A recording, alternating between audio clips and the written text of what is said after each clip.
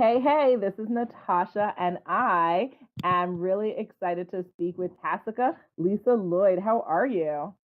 I'm good, thank you. How are you? Good, good. So, first of all, you have a fabulous name and an amazing background. So, why don't you share a little bit about who you are and how you became the woman you are today? So I'm a New Yorker, born and raised. I'm from the Bronx. My parents came to this country about a little over 30 years ago and had me. And when they came, obviously they were new to this country and didn't have much support to help raise me. So I bounced between St. Thomas, U.S. Virgin Islands, and the Bronx for childcare because my mother didn't want to trust anybody. And I know that's kind of weird, but that back and forth really exposed me to two different sides of myself. So when I was in America, American traditions and values and norms are very different from Caribbean traditions, values, and norms. And so I had to figure out essentially how to code switch or life switch. And even though I grew up in a largely West Indian Spanish neighborhood, and I was always comfortable being who I am, it still was kind of, I had to shape what my world looked like because it was such a blend. And because of that, I really stuck to writing. I'm just one of those people who I have a certain skill set and that's all I know. So I just wrote my way through everything. I read everything. I actually grew up by the Barnes and Noble in Co-op City in Bay Plaza that just closed down, which is heartbreaking. I used to read books in there all the time and finish them in there because I couldn't afford to buy all those books. Mm. And then I think everybody started to notice I could write, and then my teachers started to notice, my parents started to notice. So I just stuck with writing. I went to college, and I ended up I couldn't figure out how to help people and write at the same time. There's no major for that, so to speak. So I took sociology, and I started a blog as an assignment, and it did really well. It kind of took off surprisingly, and the the people who read my blog, who I love dearly, asked me for a book, and I was like, "All right, I'll do a book." And Mhm. my dad got cancer and ended up passing away, and I actually moved back to St. Thomas to grieve and to mourn and to cope for a couple months, and I had the book written. Most of the book was written by the time I went to St. Thomas, and I ended up erasing the whole thing and writing it over while I was there. Mm. And it was a totally different book by then. And when I got back, I didn't have a job, obviously, so I kind of created a job for myself. I wanted to answer this question when anytime you have someone die, people always say, "Well, what can I do?" And when he first passed away, I had no answer. And by the time I came back to New York from St. Thomas, I finally had an answer. I wanted people to donate to research. I wanted people to share their stories. I wanted people to help families going through something similar.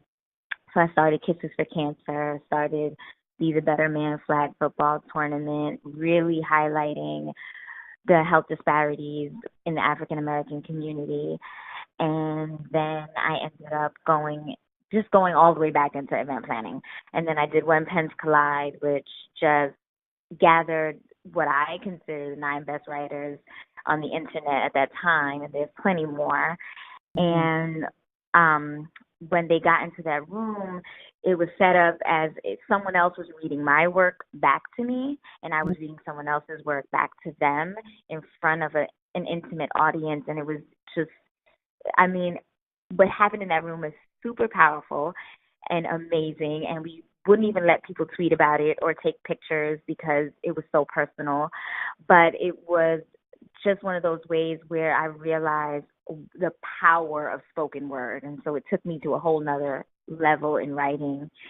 And then I ended up moving, and now I write for healthcare for a national association. as my day job. So yeah, Okay. that's how I got here. Yes, that is quite the journey.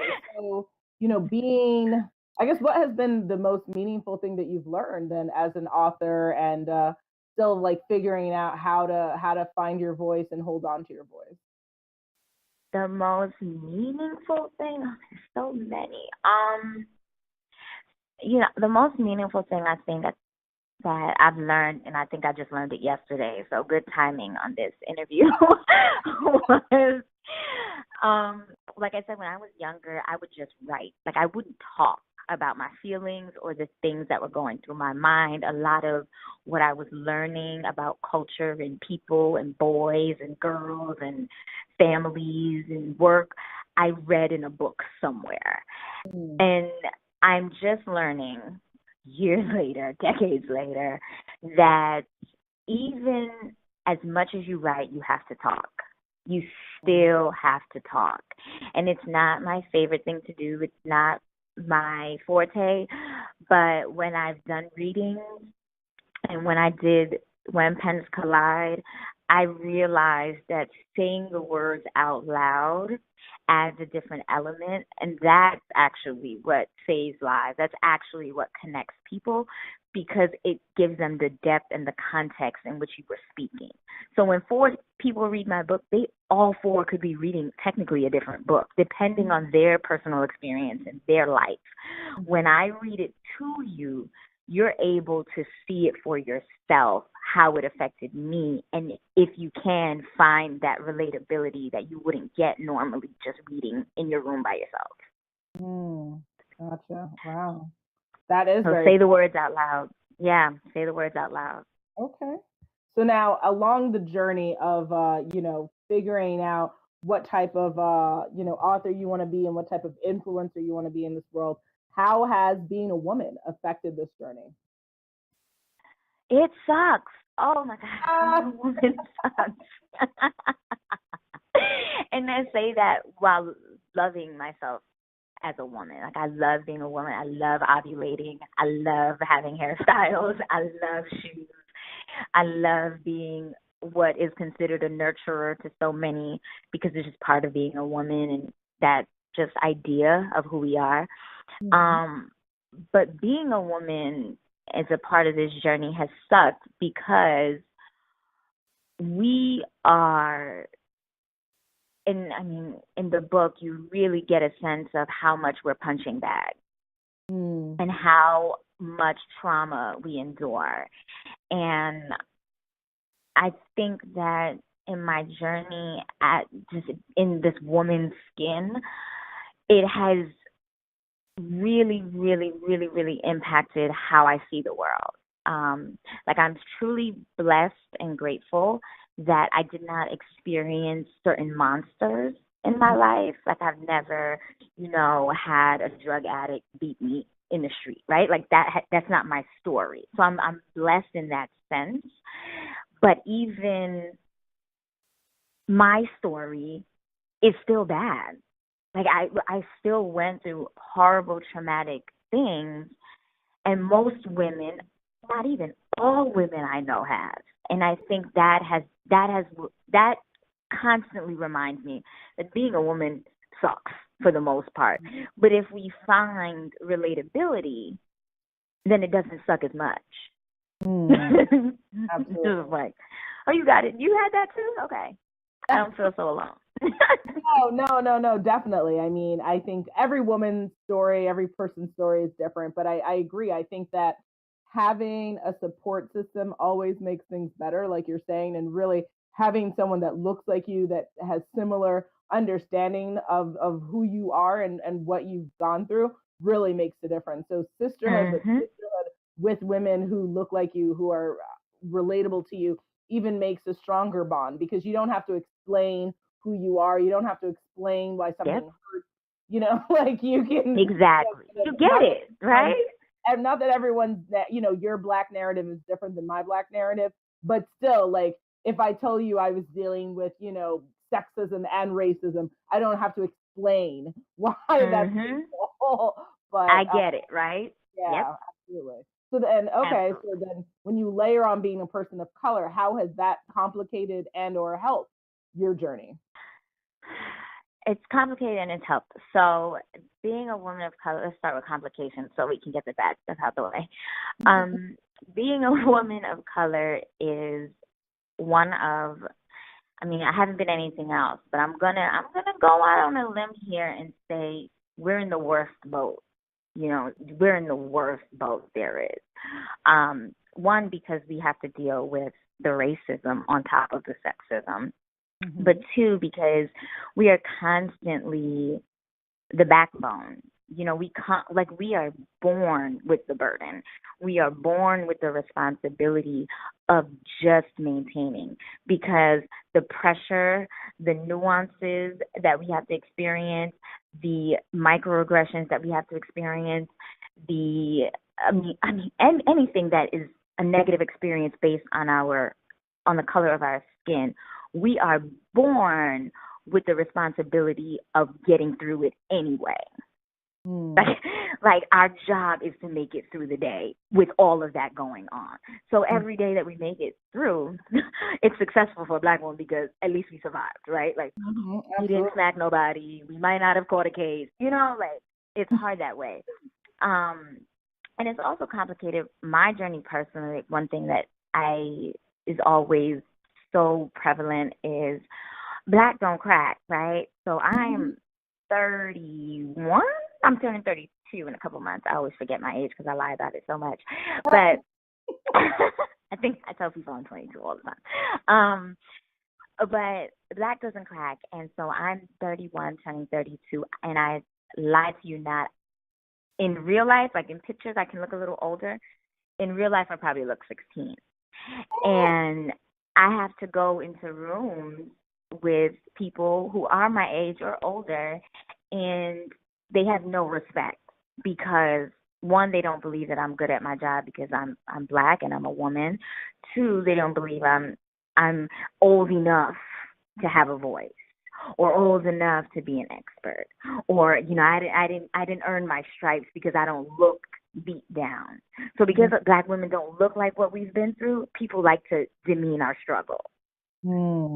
So I've noticed that, you know, it's the weirdest thing.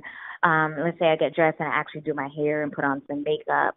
You know, Black women, we all know, right? When a white man sees you and he's shocked that you're attractive and he does that like double take for like 2 seconds and he's looking at you and he's thinking jungle fever, but he doesn't know if he can cross that line. That's awkward. Or, you know, just I've had so many white women come up to me and be like, "You look like a doll," and I'm like, "Okay, thanks." I mean, I don't know what to tell you.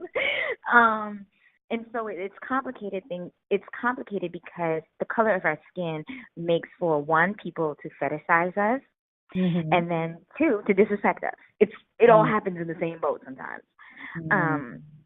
But what it has is that I am aware of a sisterhood 24 hours a day, 7 days a week. Like, the color of our skin lets me know that I have a sister in the room at all times, right? Even if she may not be a good sister, right? And everybody's not a good one. But I there is someone that I can look at and relate to immediately. I never have a day where I haven't seen a Black woman and I'm like, I know what she's going through. I've been there. And I think that is so reassuring because it's the same reason if I see a Black woman getting pulled over, I'm going to pull over too. Because the color of her skin. It's the same reason when my mom sees a gentleman, not a gentleman, but a man making inappropriate gestures or comments to a younger Black girl, my mom will say, "Don't talk to my daughter like that." And my mom will know that girl from anywhere. But the color of our skin makes us privy to tapping into that sisterhood if and when we need it. And I think for me, that is one of the biggest just blessings that we have. Like, it's just amazing to me. I love that. I love that it sounded like your mom and how you were raised. It sounds like you had a very strong Black identity, which is not necessarily something that we all have. I will say from my own journey, my parents come from Jamaica. And so, yeah, big up, right? And right. It's a beautiful, right? Like, yeah, like it's a beautiful being Caribbean, right? Like you and having Caribbean culture. But then it's interesting because when you grow up in America, you see the divide very clearly. Either it's taught to you from home or you see it in the streets where, I'm Caribbean, you're not Caribbean. And, what Black identity in the islands mean is different than what Black identity is here. And really wrapping your mind around that. But it sounds like you were able to see that clearly and have that sisterhood no matter where, wherever you hail from, which I think is beautiful because I don't necessarily hear or see that amongst many Caribbean people. Right. We're like, no, you gotta bring it back. Black American, and that divide to me is a big issue in our community that needs to come to stop. Like, it's 2018, enough. Like, Black is Black, like you're saying, and like, if we're in trouble, like, we're all in trouble, and if we succeed, we all succeed. And just like our Blackness in and of itself is our bond. It doesn't matter, what island or land you're born on.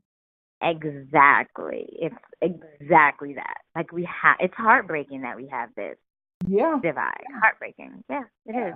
And it continues, right? Because it's not even just that too. It'll go into colorism, right? And like, oh yeah.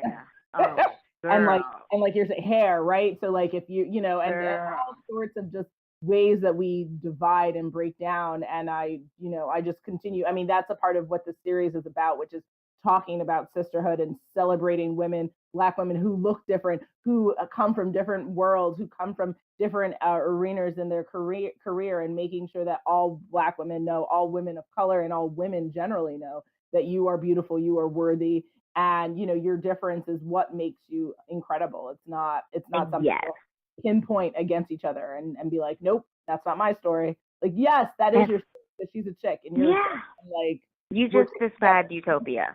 Yep. That would be my utopia. Yes. Exactly. All right. So then, as a sister in fire, which again, from this conversation, every conversation I have, people know you are definitely a sister on fire. My question to you would be, first, how would you define that term, sister on fire? It makes me think of oh my gosh, this quote that says oh my gosh, what is it? Now I have to look it up because I don't want to mess it up. Oh my gosh, I don't want to mess this up. Bear with me. I'm sorry. Because I love this quote and I do not want to ruin it for anybody listening, because I want them to be able to. Oh, some women are lost in the fire. Some women are built from it.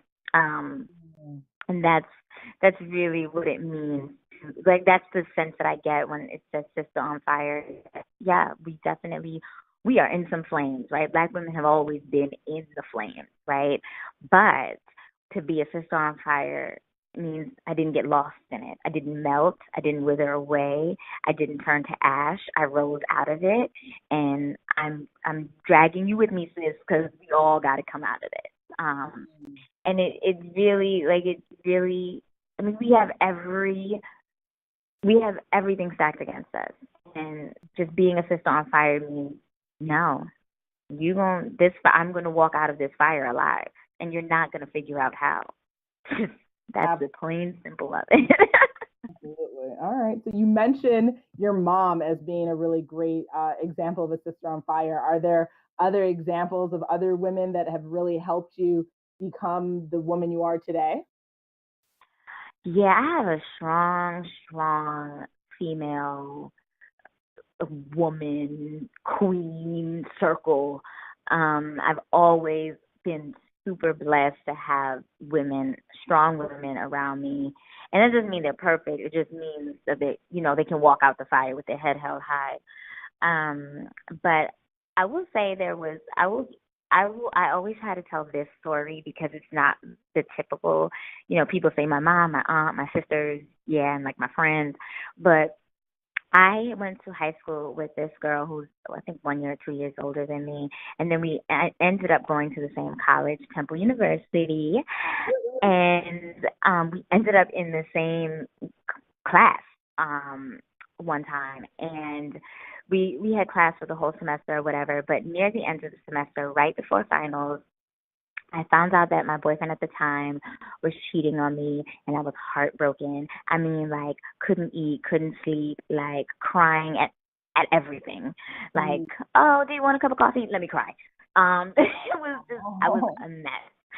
And I remember sitting in class one day, and the teacher was talking, and she was sitting next to me, and I couldn't concentrate. Like, I was just sitting there. You know, when you're sitting there in a daze and you can't hear what the person is saying, you're just like there. Yeah. And I guess I didn't realize I was crying. Like, I guess the tears were running down my face and I didn't realize it. So I was just sitting there, and she taps me and she takes me out the class, and I will never forget this.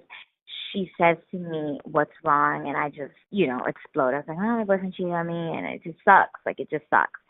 And she was just like, "Let me tell you something. Finals week is coming up. Don't let him take what you've worked so hard for." And I was just like, huh? Like, huh? Yeah. And I just remember she was tough on me, but like in that moment, I knew she was doing it for my best self, right? Like she had my best interest at heart, and she was saying it with love, but she was also saying, like, you are way too smart to blow this because someone did you wrong. I don't want to see you fail. And I didn't fail, and I promise you I did not fail because of her. And I think that is a sister on fire. Like, she didn't have to. I mean, we went to the same high school, went to the same college, but we weren't friends, like I didn't have like her number or anything. We would just always, talk and chat. But she looked out for me when she didn't have to, especially in a classroom setting where at Temple University it's a predominantly white institution, but it does have a very active Black population. But even still, when we go into those classrooms, there's only 2 or 3 of us. And so when there's only 2 or 3 of us, it's now a competitive classroom. So she didn't have to help her competition, right? Because they're only giving out so many A's, they're only giving out so many B's, they're only giving out so many C's. She didn't have to empower me. She didn't have to give her competition an encouraging word. And she did anyway. And it's something that I always carry with me and say, you don't have to be Maya Angelou to be a sister on fire. You don't have to be Oprah. You just have to be a sister when someone needs you. And it makes a difference. Absolutely. I love this. Oh, man, this is definitely going down in the books as one of my favorite interviews.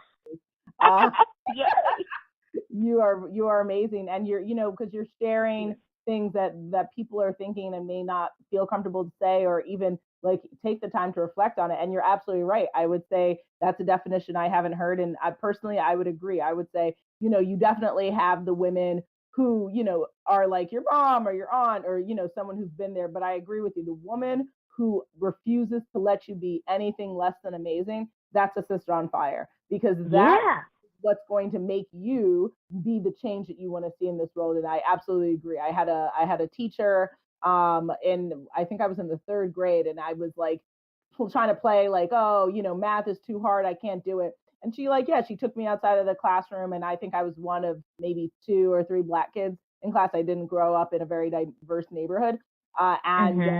She was like, I know you can do this, and I refuse to not let you do this. And you should, if you think for any moment that you're going to get away with anything, you're not. And she was harder on me, and she assigned extra homework for me. And I love her because, now I've embraced math, and I succeeded very much in having a science background before going into law and other avenues that I've pursued. But because she refused to let me be less than amazing, that is what being a sister on fire is all about. Yeah, like she changed the trajectory of your life. I think that's a power. That's a superpower. Absolutely. And I thought, yeah, and everyone thought she was so mean. And I would say, no, she's amazing because she, she could see Mhm.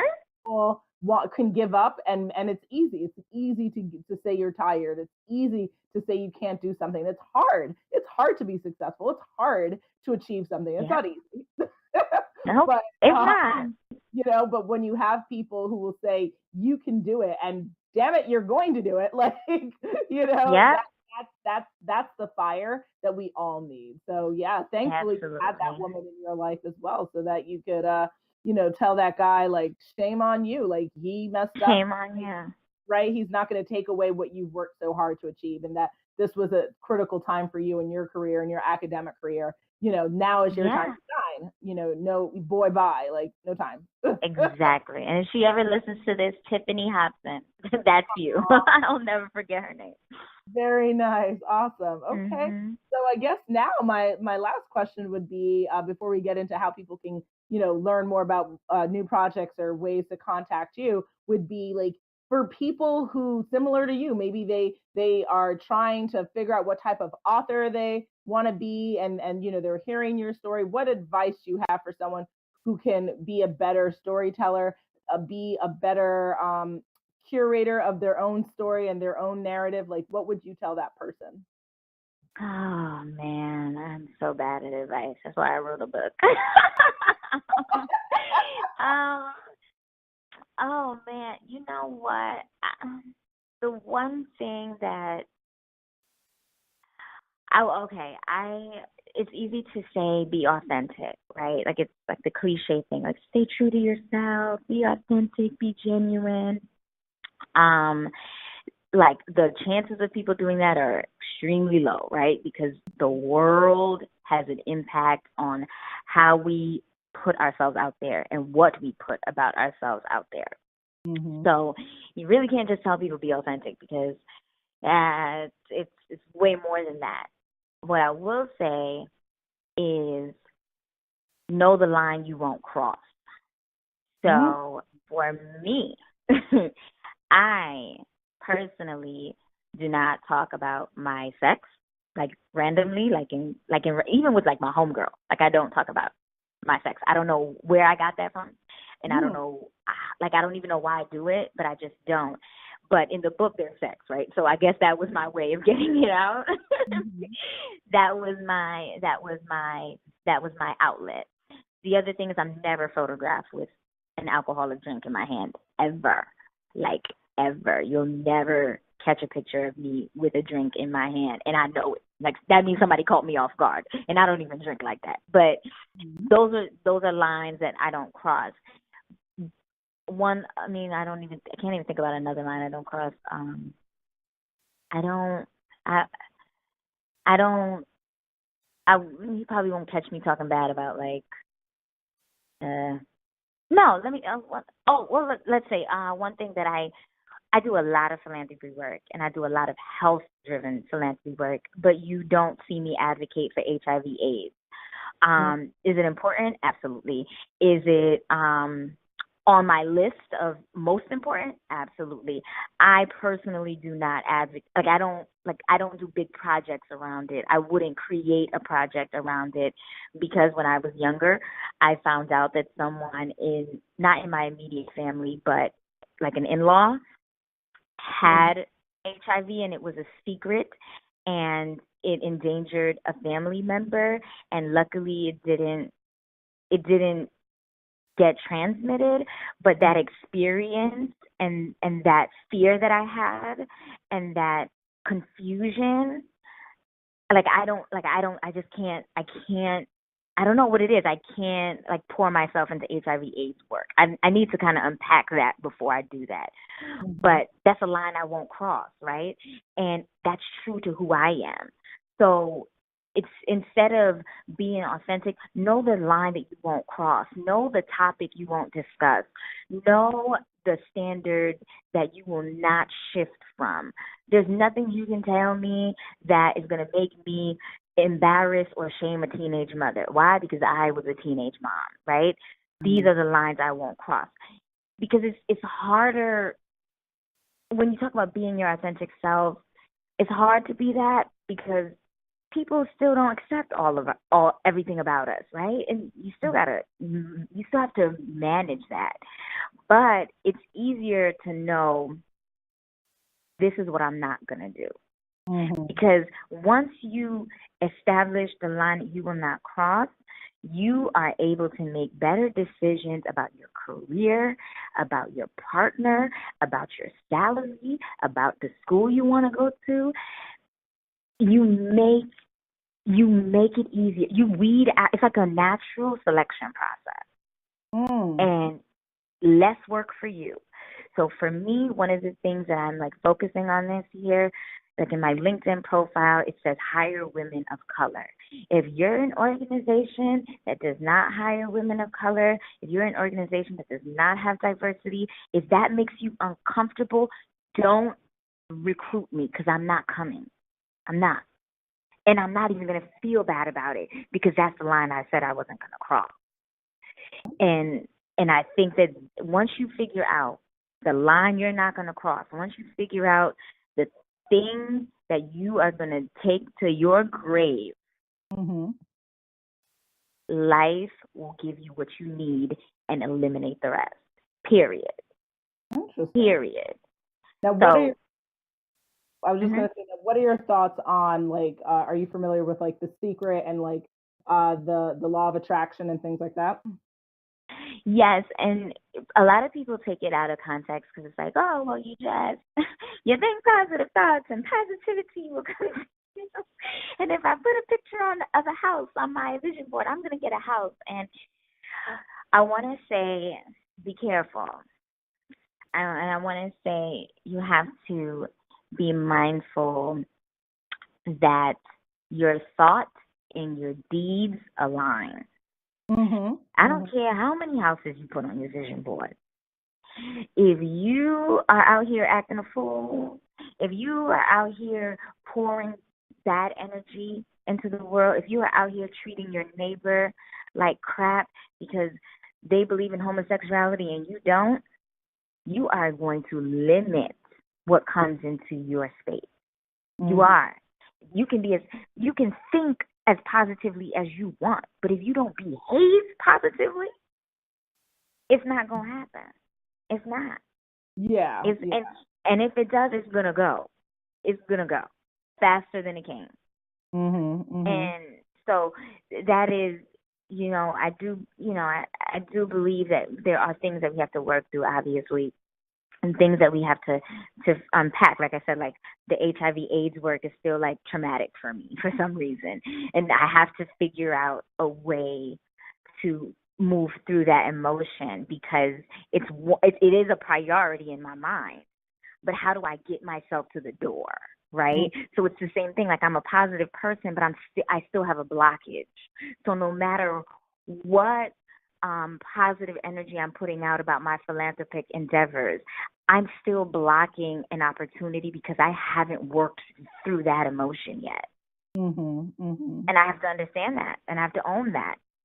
And so do other people. Be as positive as you want, but if you shading the girl next to you because, she probably got 3 kids and you think that's, unbecoming of a lady, you better look at your own life.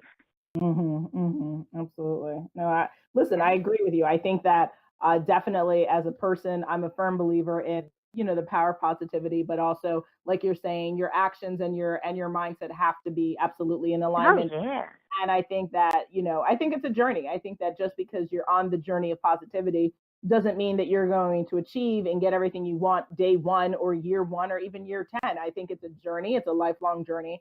And you will work through challenges and blockages, right? And I think that, and you have to be ready. If you want to work through a fear or a challenge, and you have to be willing and able and ready to do so, and you will get through kind of what you're talking about. And I think that I agree. I think that we as people, the best thing we can do is to be kind to each other and less judgmental. I mean, so many people preach this, and I don't know what it's going to take for people to understand that kindness is the greatest thing you can offer, because understanding someone from a different background, right? Like, I might not agree with everything you say, but I still can respect you. I can still respect what you're saying and agree to disagree on something. and still, you know, hold you in high regard. I think that we as a society, especially women and us on our sisterhood, we have to be willing to do that. And again, thank you Absolutely. for all of the gems that you dropped. I mean, it was an incredible conversation. Yeah, like awesome. So I guess now Thank you. I would want to say is, do you have like any projects or writing things that you're like working on that you want to share with everyone? And then also, how can people best get in touch with you? I don't have anything that I'm working on except my life. No, that sounds bad. No, I am really, one thing that I'm working on is really marketing the book, She's Your Daughter Too, that is available on Amazon. And I'm really working on marketing it because it seems normal to me. Like I've been writing since I was in third grade, and it seems like having a book is normal to me because I've always been writing, so it makes sense. But I do think that I have to understand and apply the lesson that just because it seems normal to me, it does not mean it seems normal to everyone. And if I don't put it in their hands, and if I don't share that I think this is something that may help you on your journey, then it's a work of art that will go unread and it won't do what it's intended to do. So I think I'm just working more on talking and practicing and saying the words out loud, like I said earlier, that piece.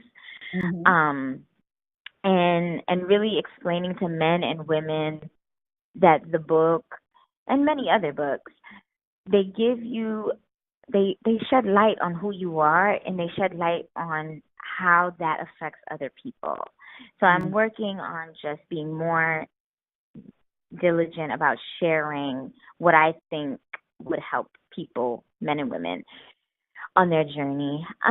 People can get in touch with me any old way. I mean, I'm not always on Twitter, but I'm on Twitter a lot. T_Lloyd, LLOYD, as in David.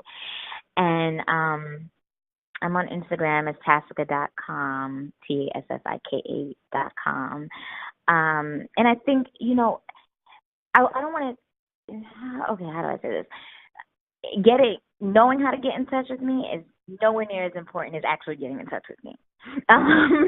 Like, people have all the invitation they need to get in touch with me about anything related to this. I think sometimes we obviously coy sometimes, and sometimes it's like, oh, I don't know her, so I would just tweet her or Instagram her. But you can, and I think you reach out. If you want to talk about any book, it doesn't have to be my book. Yeah, girl, let's talk about it. I don't know, because we never know what the word can do for anyone. Like, I don't know what day you're having. So if you want to reach out to me and just chat it up, I'm good with that too. Like, cool.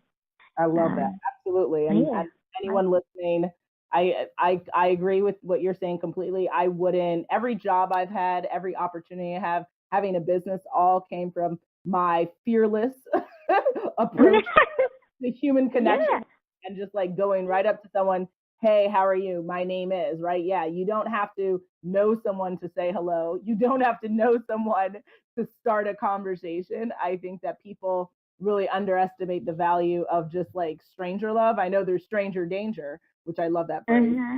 Me too. Me too. Nah, I can't do it. That looks weird. Stranger danger. Yeah.